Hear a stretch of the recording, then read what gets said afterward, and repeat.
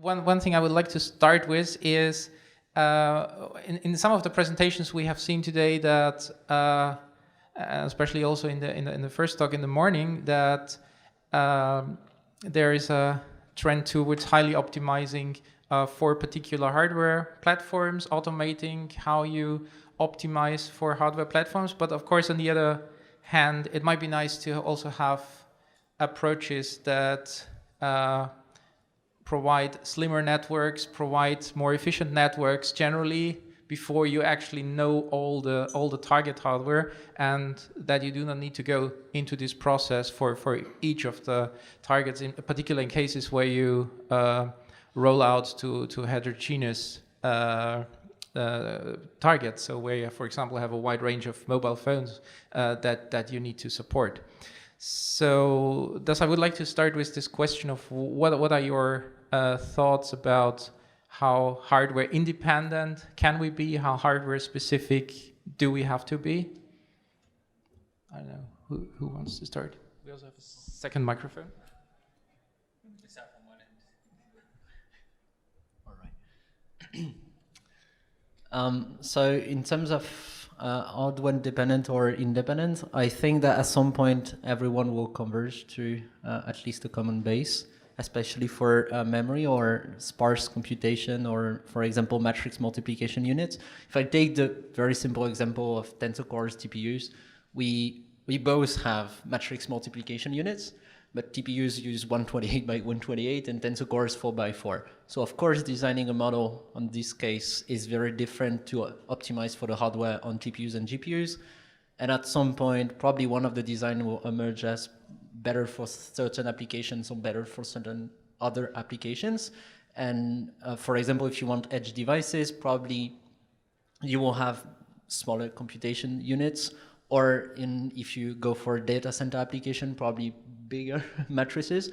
So I think some of the hardware heuristics or some hardware, like I would say best practices will emerge out of this, or sparse matrix multiplication units also probably.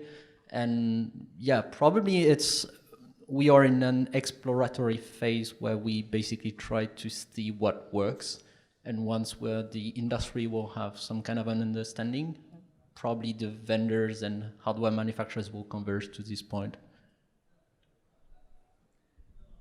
I think I agree with Jonathan. I think you're right, the differences would be in the sizes of the hardware implemented versus the formats of itself. For example, as you said, FP16 is FP16, but how many units you want to attach on your core, your ASIC, would be different depending on the use case. But at the end of the day, from a training perspective, from a deployment perspective, it's FP16. And so I do agree that we are in this wild west of exploration of different formats for training and for inference. But I think eventually we'll all settle down to the same levels. And in time, it's all going to converge, in my view. Yeah, I think both of you make good points. I'd like also to, I think convergence is going to happen, but there's also one solution that fits every use case. I mean, be it whether it's like hardware specific or even application specific, because I think always there's going to be some applications like maybe for video, etc., where you're going to get better, more optimization, like in that last bit of 5% is going to be like absolutely important to make it run and make it run like seamlessly, like so hardware level, extra hardware optimization, which is probably not generalizable to other architectures, have to be done. But having said that, right, so I think if you look at deep learning, all the successes that happened over the last 5 to 10 years, we've been getting state-of-the-art results. But if you just analyze all the networks that are being designed, there's a sufficient number of common properties across most of them, right? These building blocks, right? I mean, skip connections after resonant, I mean, this has become standard. Like, there's certain sizes of even the convolution kernels, like 3x3s and 5x3s and depth-wise for mobile. So I think some of that is going to also come from the applications. It's not going to be that, hey, we have to do only this specific type of hardware optimization and like everybody else is going to conform to that. I think it's also going to come from this works across for this specific problem structures, and it's giving consistently good performance across multiple tasks. maybe now we should probably build, better hardware just to support that kind of operation because it's much more generalizable. So we're going to see a lot of that as well. But for now, I think one thing we can talk about for sure is like the reduced precision is seems like a natural access for standardization because it's not just for like one network or one type of network or one type of problem. It's actually starting to prove itself. I mean, there's a reason why people use sparsity and quantization and like many other techniques. Having said that, a lot of people use it without even realizing that they're not going to get some hardware optimization or speed ups. Like if you use sparsity blindly without any sparse kernels being implemented on your hardware, it's all zeros, but you're still going to multiply, so you're not going to get any benefit, right? So you have to be cognizant of like what the end goal is, so that has to be factored in as well. Yeah, but I think like the time is right. We have reached an inflection point, if you will, for a lot of efficient computing. We have to speed up training, but we also have to, inference is absolutely necessary to be done real time for a lot of applications. Without that, we wouldn't have like progress in like ML. So that's going to drive some of the standardization processes, right? And toolkits, right? I mean, like common format.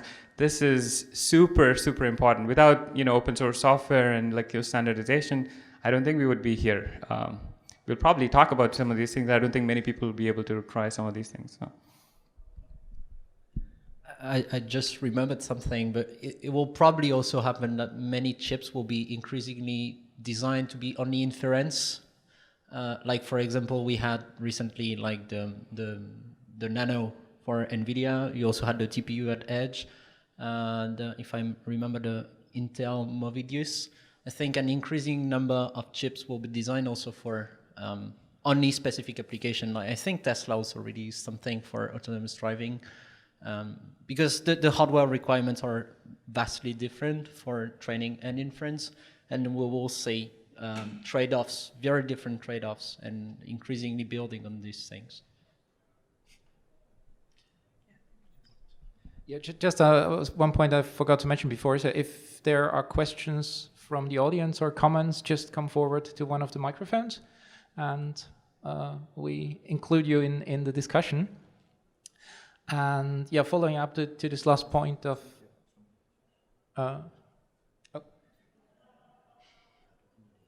okay, sorry, I didn't see you behind the podium, so please come to this microphone so that we can hear you.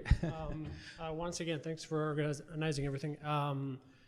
One interesting point and a common thread across the talks for IBM, for example, and is how much, I would like to hear your opinion on how much is important putting a infrastructure together or extend toolkits so that it's also, you don't really compare fixed point 32 with your version of fixed point or binary. You compare the IBM version with NVIDIA, or so on the, at least on the software side, the Imagenet support, there's also tools that you jump from automatically from a PyTorch implementation to TensorFlow. So I'm curious to see your opinion on how collaboration, I'm easy to move from my iPhone device to my Snapdragon and so on. So I would like to hear your thoughts on that.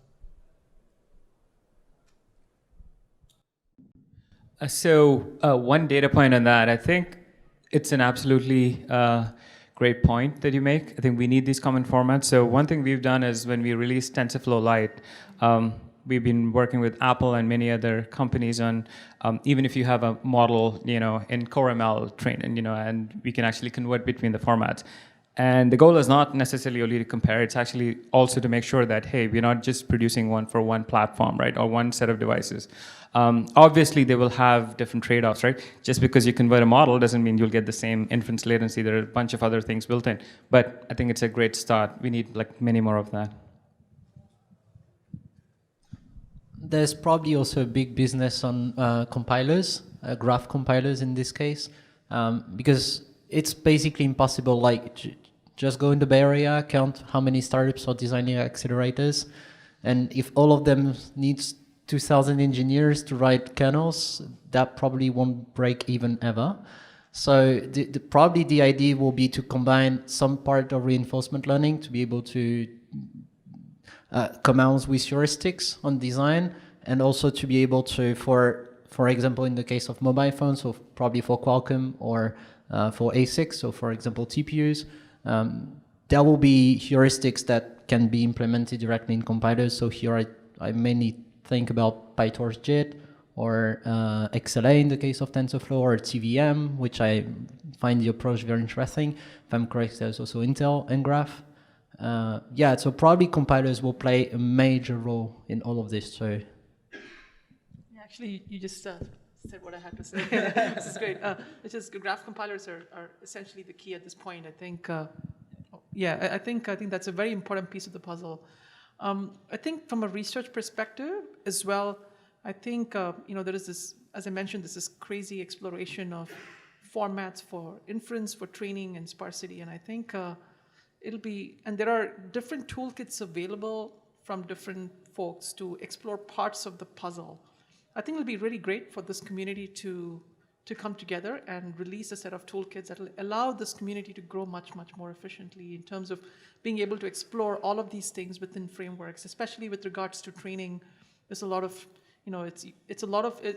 emulating a lot of these formats takes a lot of time and it's a lot of work to put these things into frameworks. So it'll be really great in future meetings to be able to standardize these things or parameterize them enough to be able to collaborate across teams and to haste the speed of innovation.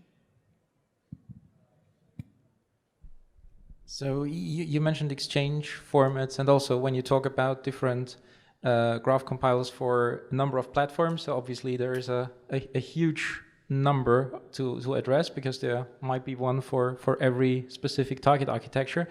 So in terms of exchange formats, I mean, we're seeing things moving in that direction with Onyx and similar developments, but at least from my experience, there's also still a lot missing. So if you want to use the fancy features, then not all of that is working so smoothly. So how you think we can approach this?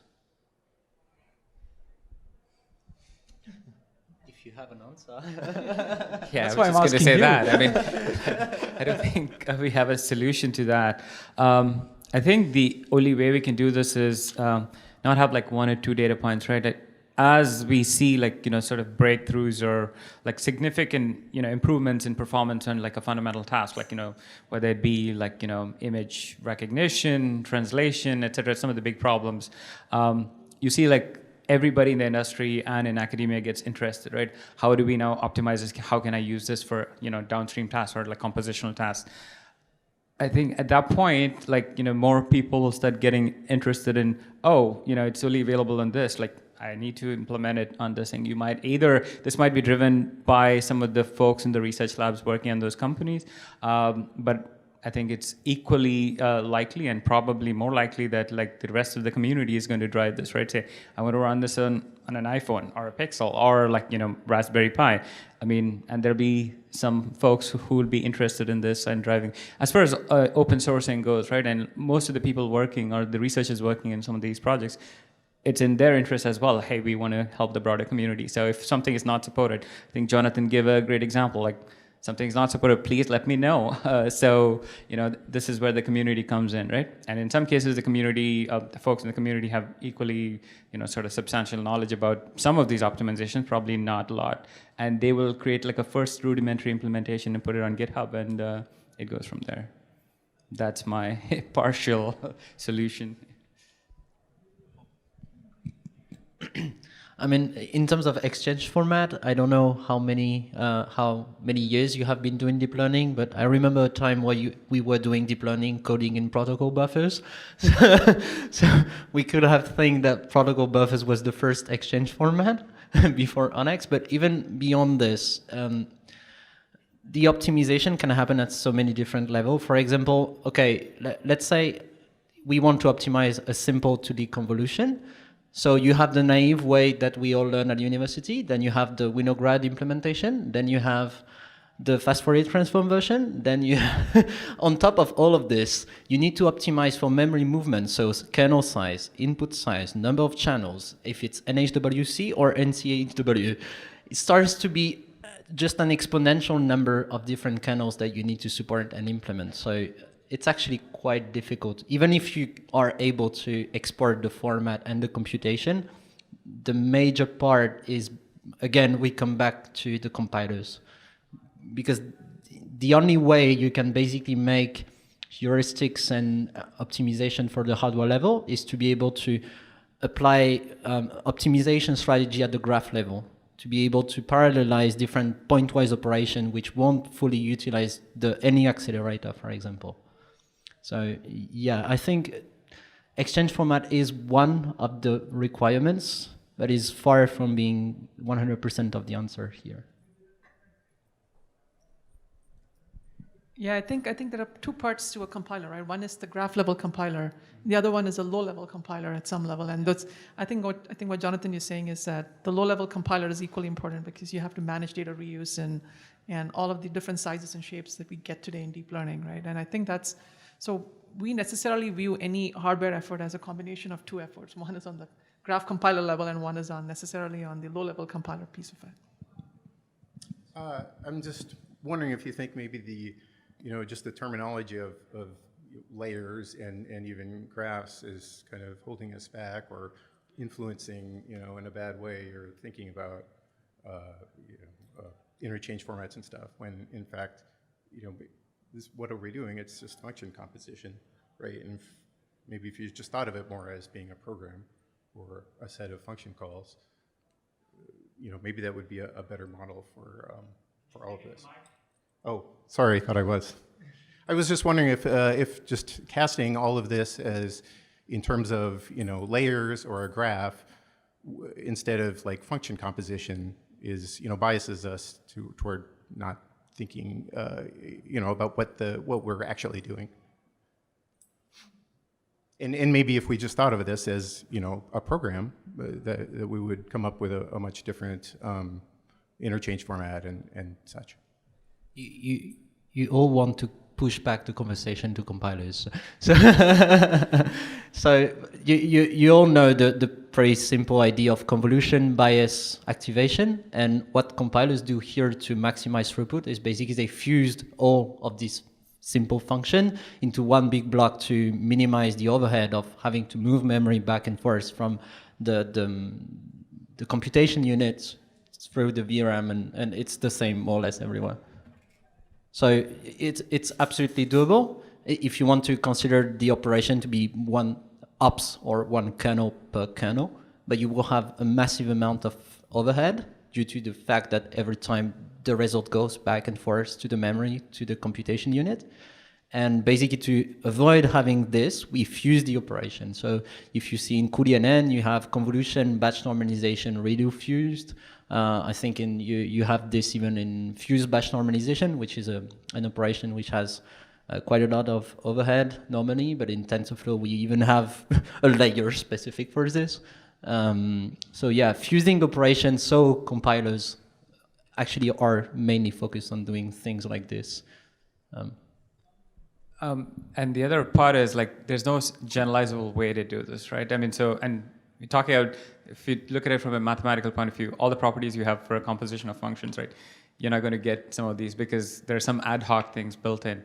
Some of these fuse ops that you mentioned, like we know what the structures are, right? So we're going to bias the compilers, or the hardware is going to bias it to actually make sort of fuse these sort of substructures together, versus others, like if you write a new op or a new layer, for instance, right, or even a new function, it has no idea what the structure of that function is, right? So it can only ignore, right? Unless it's like in the purest form, like it's a matrix multiplication or something like that. So it's very hard to generalize to abstract structures, and because these sort of new operations are coming up all the time, people are doing all kinds of things. We can do it pretty well for a very narrow subset. That's why all the optimizations, whether it's for inference or training, right, it's focused on convolutions. When you have recurrent operations, there are some specific other things that you do. But beyond that, like someone comes up with a completely new layer, we don't get the benefits of it, hardware until we decide, okay, this is exactly, you can break it down like depth-wise convolution. You can break it down in the form of other operations, or like there's this like ax like this quadratic equation. We can split it and do something interesting with it. It's the hard truth, but I think there are people in the compiler world that are definitely looking at some of these things, and now they're getting biased by the ML field and sort of working with some of the ML researchers as well. So there's a lot of work in systems, SysML kind of conferences, which sort of touch upon, at least tangentially, on some of these issues. We'll probably see a lot more happening in the coming years. And just to add on this, probably you have noticed that when you start training a neural network or when you start doing inference, the first steps are not as fast as the steps you have like after a few minutes. And this is, so I know the name in TensorFlow, I don't know in other frameworks, but basically in TensorFlow you have what is called the Autotune algorithm. So basically it will try different implementation of the convolution to search for the most efficient implementation in this specific case. And you can have, of course, it's the exploration versus exploitation trade-off. But yeah, it's even when we have everything in hand and we know the sizes, we know the kernels, we know the input size, it's still very difficult to choose the correct one. And for now, the best way we have to do this is more the brute force approach. Try everything, measure, and see. Okay, so this is more of a futuristic question, but if we have a look at today at the workshop, we had a lot of talks about the intersection of hardware and software, how the two would work together and make sure we have metrics, how we make everything more automated. We see a lot of different applications around compression and so on. Let's fast forward 5 to 10 years from now. So what papers do you think we're going to be reading and what talks do you think we're going to be hearing at this conference and workshop?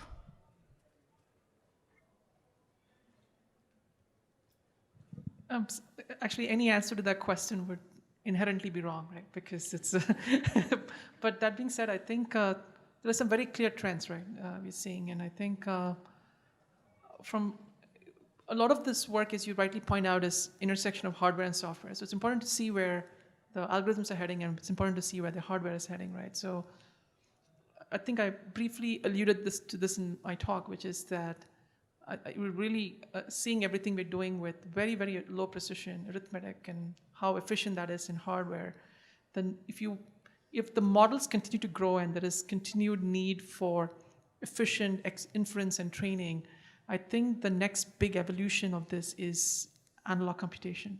And I think that itself will potentially may impact the kinds of hardware you build and kind of models you train to deploy on that kind of hardware. So I think if I look at purely the way the hardware is heading, that's certainly, and assuming that the compute requirements continue to grow, that is certainly a direction that comes, it's very interesting and relevant in my view. Because at some point you run out of bits, right? I mean, you're 4 bits, and you eventually be at 2 and then 1, and then what do you do after that? So you have to go analog, right? And the qubits, right? Yes, so that's the other part of it.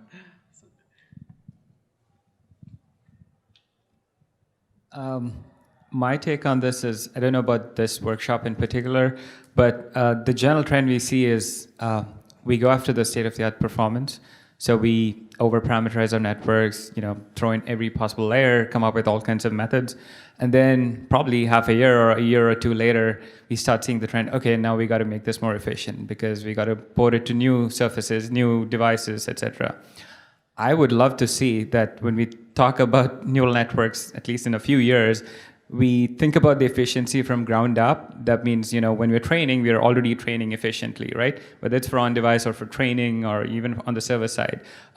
We don't have to, at least the gap between coming up with really gigantic networks and then having to make it more efficient sort of should be reduced, right? So more people from the AutoML community and the other rest of the communities will probably merge with this community or or this community can influence the other communities. I'd love to see that. When we think of computing, we're already doing it efficiently. Obviously, that's not going to happen to the fullest limit, right? There'll always be something that we'll have to keep doing in terms of efficiency. It might be more memory related, energy, or some other new things that come up. And so I don't know much about analog computing, to be perfectly honest, but I really think, for me, the main need we have today is we have seen on mixed precision, we have seen on compression, we have seen on quantization. Today, basically, every accelerator is starving for memory. And I really believe into the next big gap in deep learning will be probably the day accelerators will be able to compute in a sparse fashion efficiently. For actually many things. The first one is, of course, for computation, it will be more efficient, and also for scalability, because if we have one node, like let's say multi-GPU node or one pod, the interconnect inside the pod or inside the GGX station in the case of GPUs is quite fast. We have a very high bandwidth inside. But once we start doing federated learning, or once we start doing multi-node working or multiple jobs, the interconnect between the pods or between the nodes is orders of magnitude slower. And if we don't find ways to speed up this, basically we can have any accelerator we want, even lightning's fast. You will just wait for the memory. So I really think that the big next step, and I mean probably 10x or maybe even more, will be sparsity computation really unlocked, not just like little advances. When we start having sparse computation, sparse gradient updates, sparse communication, we start to see, I think, a very, very big improvement here. Hello. I work on-device speech team, and a lot of the techniques we mentioned today, sparsity, quantization, and mixed precision, they all kind of have a trade-off between model accuracy versus like how small you can go. One of the things I noticed that we always measure model accuracy based on one single metric. Let's say image is classification rate, speech is word error rate. But have you looked into what kind of error that the sparse model is actually making? For example, in speech, we have long tail problem. A very complicated sentence can be wrong with a sparse model, but not wrong with a dense model.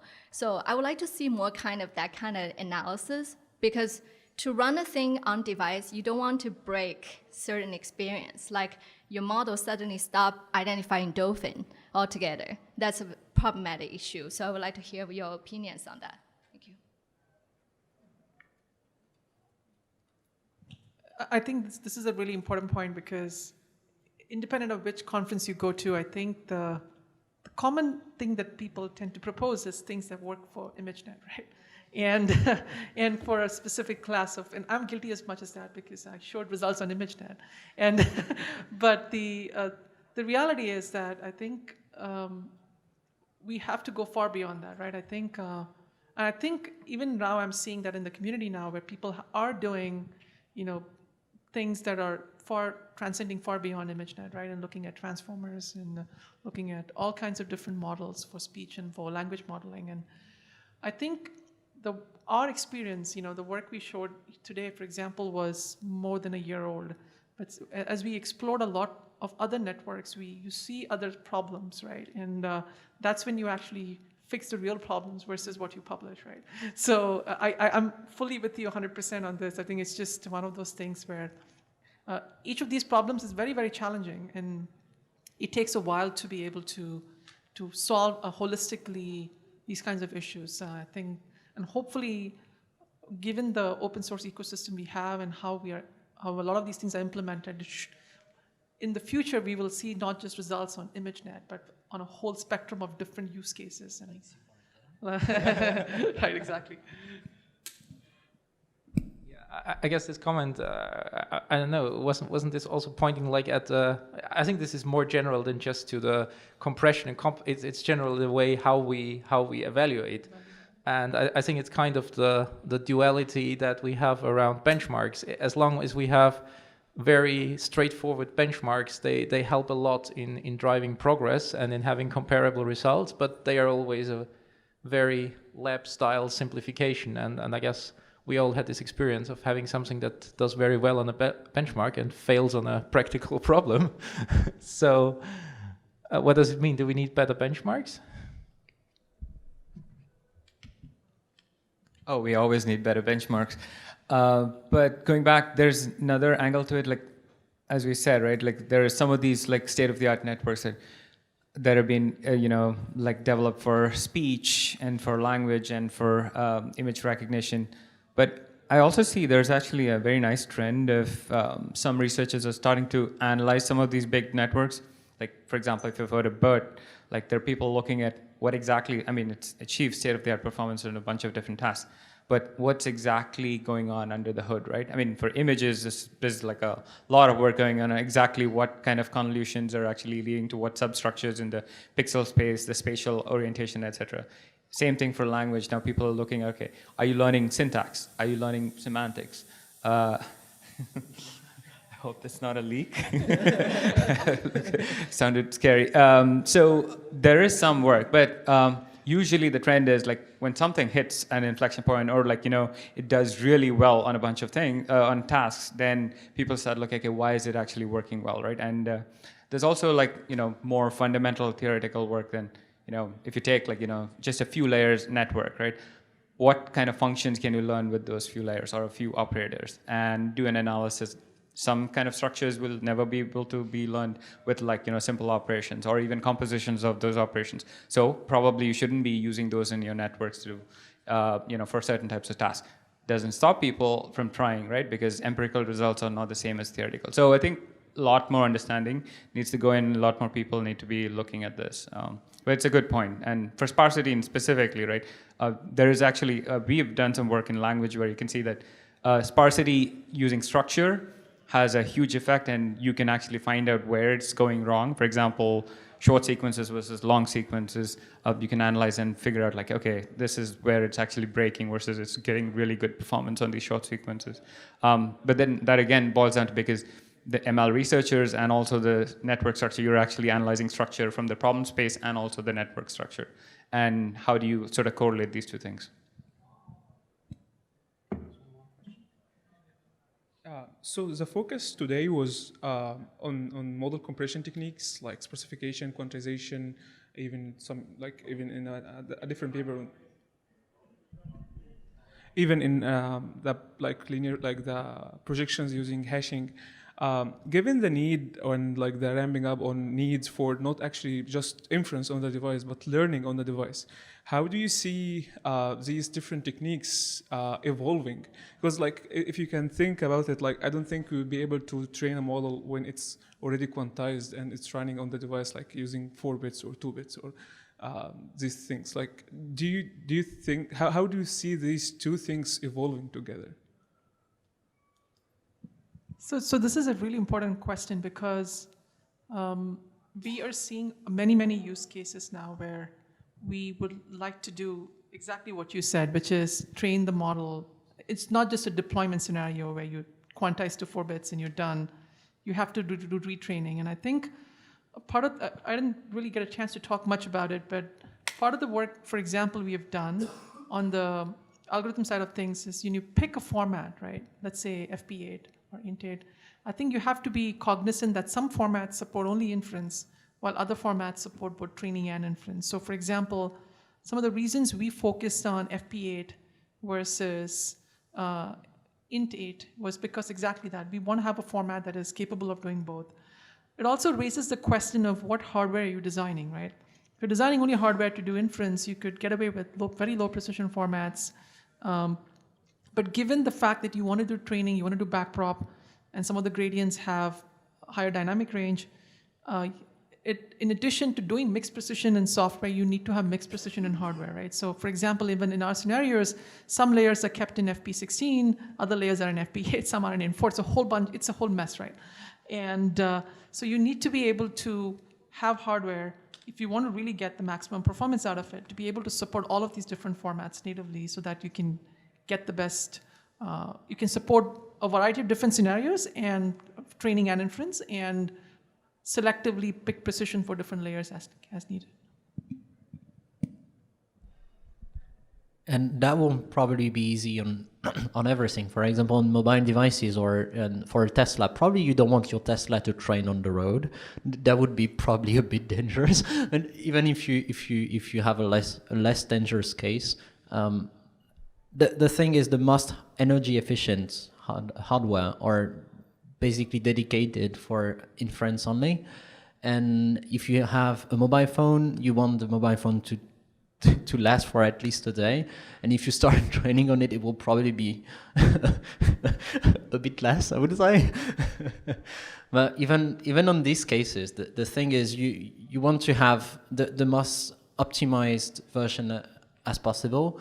And I don't think it's a useful property in many cases. I mean, in specific areas, exactly like you said, FP8, FP16, yes, absolutely. If you know that before you want to be able to retrain on the go, or to fine-tune, or to do transfer learning, or zero-shot learning, or the few-shot learning. But if you know that it's Tesla and it's a car, we don't train when you actually drive. But what we do is every month we send you a new update of the weight. Probably here it's a lot less relevant to have these kind of things, and probably you're way more concerned about energy efficiency, cost of the hardware, and of course the more complex is the hardware, the more expensive. You don't want the cost of your car to double just because we had a DGX station inside your car, even if it would be very good for NVIDIA business. So yeah. I would also say that, I mean, in addition to the floating point and other things, almost every problem that was discussed here, it's not like a very specific problem. There is a structure to it. Most people start from Imagenet or specific data sets. So how often do you actually need to train from scratch on a phone, right? I mean, in almost all these settings, you could actually train some very simple model on the cloud, and then you can port it to device. And the updates that need to be performed on device need not be as expensive as the full training procedure, right? Like for personalizing or whatever it is, right? So it depends on the task. Unless you have a very custom, like maybe, a super resolution task, even that, right? I mean, there's like sufficiently good models where you can start from. Unless you have a very niche application where you need to train only on like one data point, or like so data coming from one device. For many of them, the structure of the problem or even like some of the data sources are available plenty, right? So you could start like even crudely, maybe not the best model, from a good initialization point. And then maybe you train some layers of the network. You can even have a completely different update mechanism on the device where you say, okay, no, I'm going to do some sort of a compression or like 8-bit update or something, and then update only a few layers, a few parameters, depending on the problem complexity. So that's, I think, also something to keep in mind for whenever you're going to the mobile or any of these resource constraint settings. So yeah, it's slowly time to wrap up. So we take this as a final question. Okay. Yeah. Hi. So I did talk about some learning from small data for inference side of things today in my talk, but so I talked about learning from small data for inference kind of problems. Do you think it's also necessary for federated learning setting that we should be learning from small data? Because instead of, so we see that all these algorithms, they are very data hungry, right? So if you compare that to human brain or something, we do few shot learning and even one shot learning in many cases. So do you think that focusing on that could improve the performance for federated learning settings?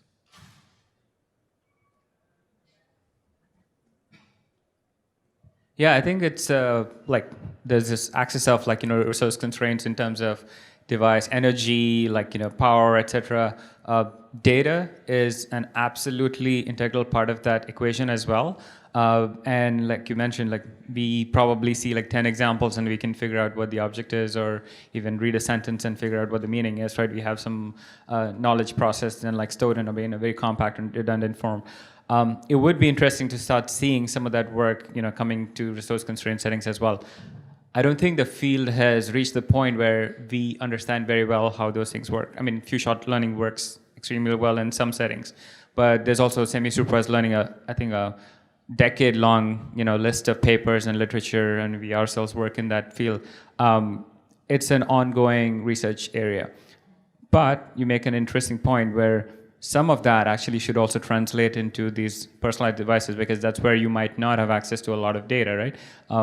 Especially for the federated setting, because you probably want to only use some bits of data, and also even choose what type of communication you want to have, right? Because if you're, the communication complexity is going to, overcome whatever, the network forward pass is going to be, then it's a wasted effort, right? You might as well just, run some existing model, do all the work on compressing, and then just putting it on your device. So absolutely. So I don't think we can do things or probably it's going to be hard to do things distillation directly on device and stuff like that. But online learning, we should also figure out how these models can be updated online, right? I mean, with like very few samples, what is the sample complexity required to achieve this accuracy? But maybe even for the energy efficiency, that's another axis for that. Okay, then I would, as closing thing of this panel, ask you each one for a brief statement of what is the biggest challenge ahead?